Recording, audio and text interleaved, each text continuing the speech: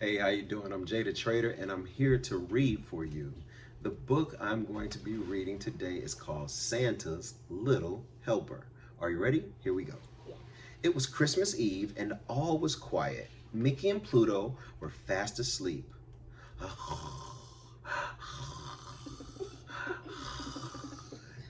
A chorus of sneezes outside woke them.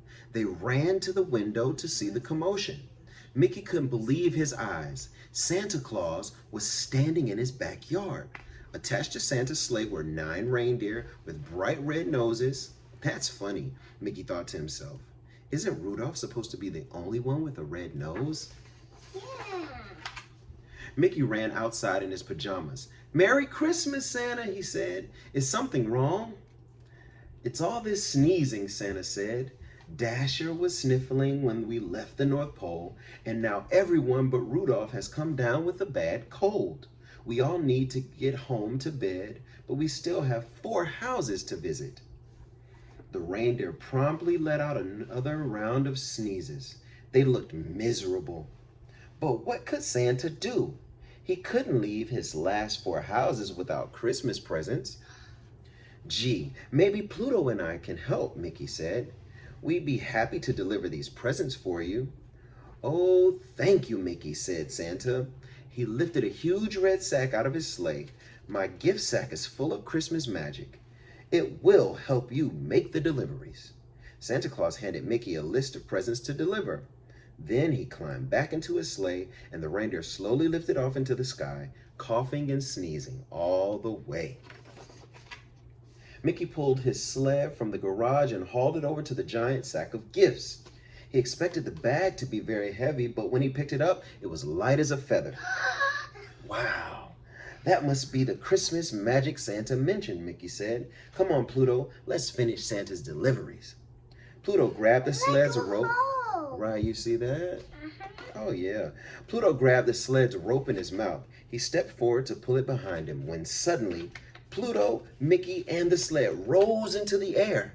They were flying. "Whoa, more Christmas magic," Mickey said, holding on tight as the sled steered itself to the first stop. Yeah, we'll see if it can fit, baby. Let's find out what the story says. In no time at all, the sled landed on Daisy's roof. Mickey and Pluto quickly hopped out. How do you think I get inside?" Mickey asked, lifting the Christmas sack over his shoulder. "Santa goes down the chimney. I should try."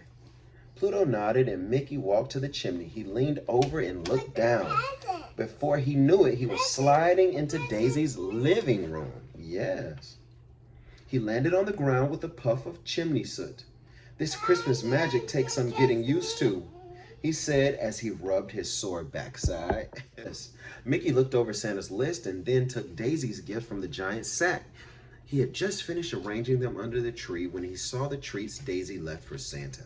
"I'm sure she wouldn't mind if I ate them, since I'm filling in for Santa," Mickey said, happily munching on the cookies. Mickey quickly filled Daisy's stocking and then looked up the chimney. Suddenly, whoosh! Mickey was whisked back up to the roof. When he saw Pluto, Mickey realized he hadn't brought a cookie for his friend. "I'm sorry, Pluto. I promise I'll get you a treat in the next house," he said. The next delivery was for Goofy. Mickey had just leaned into the chimney when Pluto grabbed the back of the sack in his teeth. He didn't want to miss getting a treat at his house. The Christmas magic whisked them both down the chimney and into Goofy's living room. "Pluto," Mickey said, "I promise that I bring you a..." Oh no, look out! Spotting the plate of cookies Goofy had left for Santa, Pluto ran right toward it, but he accidentally brushed against Goofy's tree. It went crashing to the ground. Mickey and Pluto fixed Goofy's tree as best as they could, but it still dropped a little on one side. It still drooped a little on one side.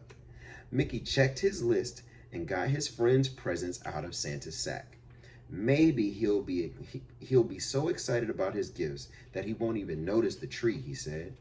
Mickey very carefully filled Goofy's stocking, and then he and Pluto went back up the chimney to their sled.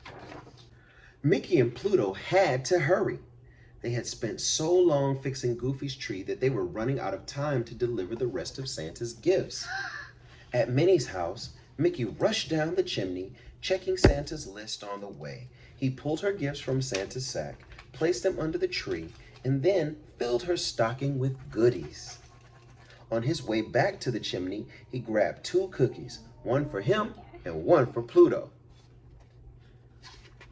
Where's Pluto? When they landed on Donald's roof, Mickey got right to work. He dropped down the chimney, pulled out the list, and headed straight to the tree. He pulled Donald's presents from the sack. 1, 2, 3. Uh-oh, Mickey said. There's supposed to be 4 gifts, but there are only 3 left in the bag. Did I drop one? Mickey looked everywhere, by the chimney, under the table, behind the chair. As he was crouching to look beneath the sofa, Mickey heard footsteps upstairs. Donald was awake. Mickey grabbed Santa's sack and raced to the chimney. The stocking, he cried. Mickey quickly filled his friend's stocking. He had just finished when one of Donald's feet appeared at the top of the stairs. Luckily, Santa's Christmas magic was waiting. It whisked Mickey up the chimney seconds before Donald came downstairs. Whew, Mickey said as he and Pluto flew home. That was way too close. The next morning, the friends all met at Mickey's house for Christmas breakfast. It seemed everyone had a different story about Santa's visit the previous night. Santa must have been a little out of sorts last night, Daisy said to Goofy. He left chimney soot all over my floor. He's never done anything like that before. I know what you mean, Goofy said. I think Santa bumped into my tree. It looked a little lopsided this morning. He woke me up with all the noise he was making, Donald exclaimed. He was always been so quiet. I almost forgot, Minnie said to Donald.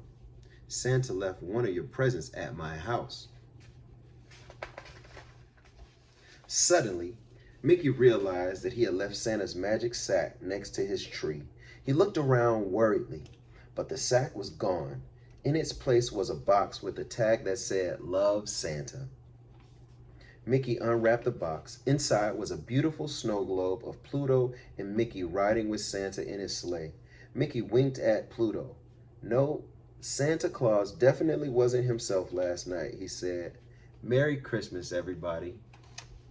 And that is a wonderful Christmas story from our 5-minute Christmas storybook called Santa's Little Helper. I hope you all enjoyed it. Have a great day.